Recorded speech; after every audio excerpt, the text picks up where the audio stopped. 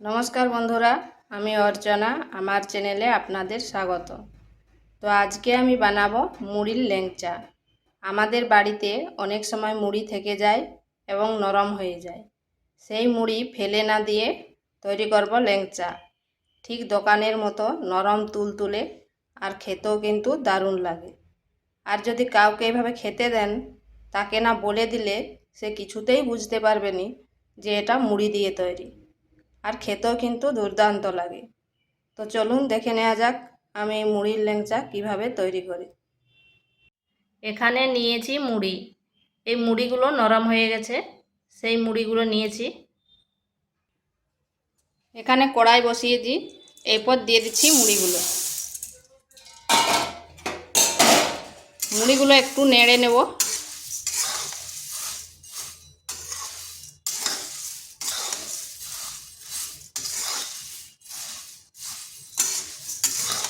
এইভাবে বেশ কিছুক্ষণ নেড়ে নিলে মুড়িগুলো কিন্তু সেই আগের মতো হয়ে যাবে।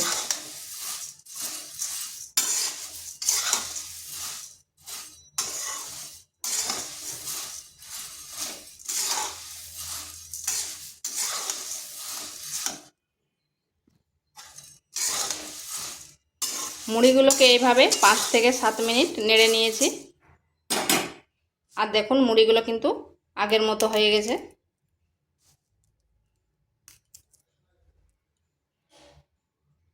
এরপর এগুলোকে নামিয়ে নিচ্ছি। এখানে একটা মিক্সার গ্রাইন্ডার নিয়েছি, এরপর মুড়িগুলো দিয়ে গুঁড়ো করে নিচ্ছি। আপনারা চাইলে শিলনোড়াতেও গুঁড়ো করে নিতে পারেন।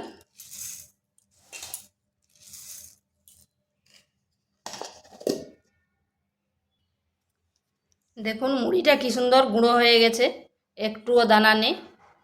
মানে ভাজাটা যেমন হয় সেই রকম গুঁড়ো হবে। আর যদি একটু দানা দানা থেকে যায় তাহলে একটু চেলে নেবেন।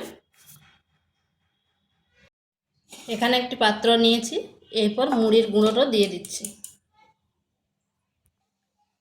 এরপর এখানে দিচ্ছি ভর্তি ভর্তি 2 চামচ ময়দা।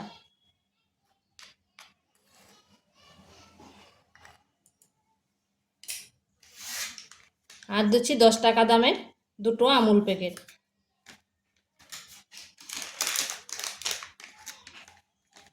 এরপর শুকনো উপকরণগুলি ভালোভাবে মিশিয়ে নিচ্ছি। আর দিচ্ছি এখানে হাফ চামচ বেকিং পাউডার।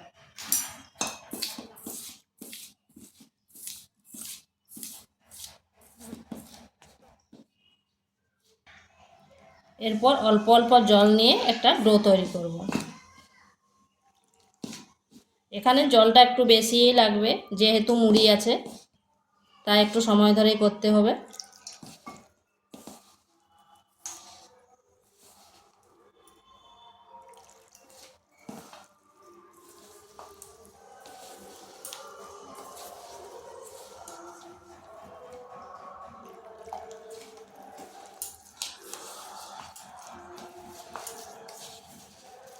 আর ডোটা কিন্তু খুব বেশি নরম করা যাবে না, আবার খুব বেশি শক্তও করা যাবে না।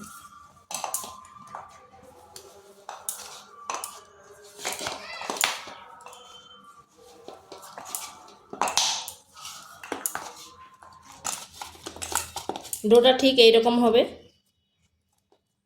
এরপর এখানে নিয়ে নিচ্ছি 1 চামচ ঘি।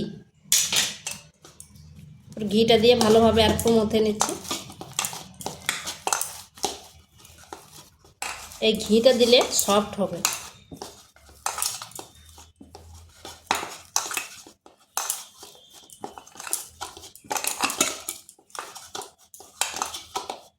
এটা আমার হয়ে গেছে।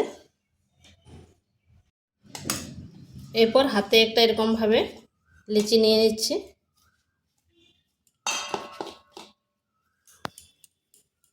এইভাবে প্রথমে গোল করে নিচ্ছি,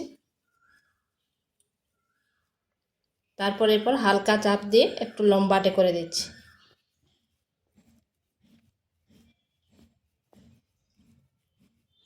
ঠিক ল্যাংচার সাইজের করছি। এইভাবে আমি সবগুলো করে নিচ্ছি। এইভাবে আমি সবগুলো করে নিয়েছি। এখানে তেলটা গরম করে নিয়েছি, এরপর আঁচটা মিডিয়াম করে দিয়েছি। এরপর এগুলো দিয়ে দিচ্ছি।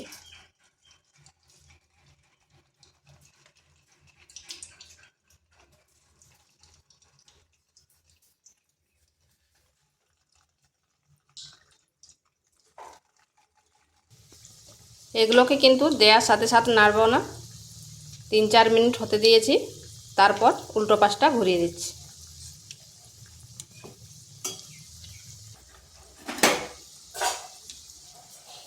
দেখুন এটার কালারটা কি সুন্দর এসেছে, কিন্তু আমি আর একটু লাল লাল করব।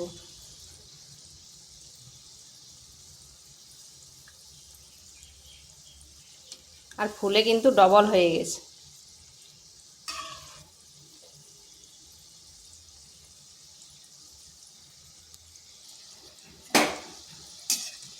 এগুলোকে এইভাবে একটু লাল লাল করে ভেজে নিয়েছি। এগুলো আমার হয়ে গেছে।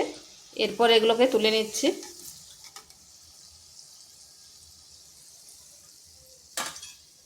এইভাবে আমি সবগুলো ভেজে নিচ্ছি।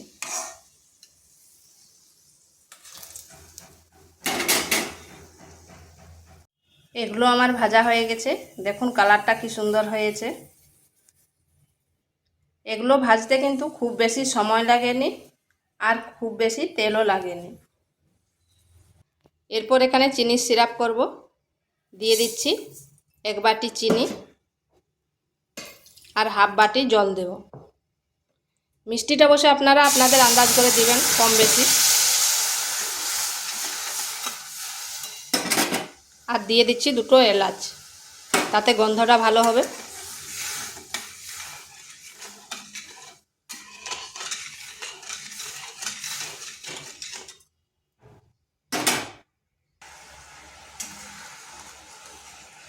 দেখুন চিনিটা সম্পূর্ণ গলে গেছে, আর চিনির সিরাপটাও রেডি হয়ে গেছে।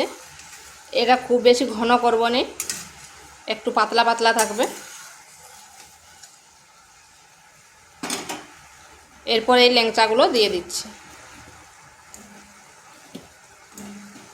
গ্যাসটা বন্ধ করে দিচ্ছি।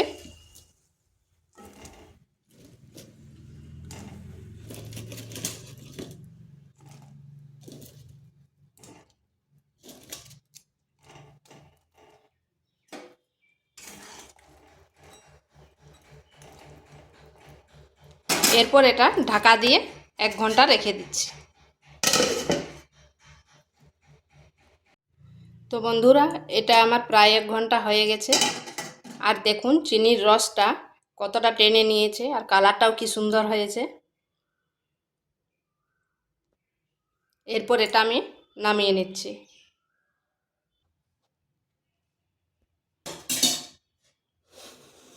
দেখুন বন্ধুরা, এগুলো কি সুন্দর হয়েছে, ঠিক যেমন দোকানের ল্যাংচা। আর এটা দেখতে যেরকম হয়েছে, খেতেও কিন্তু দুর্দান্ত লাগে।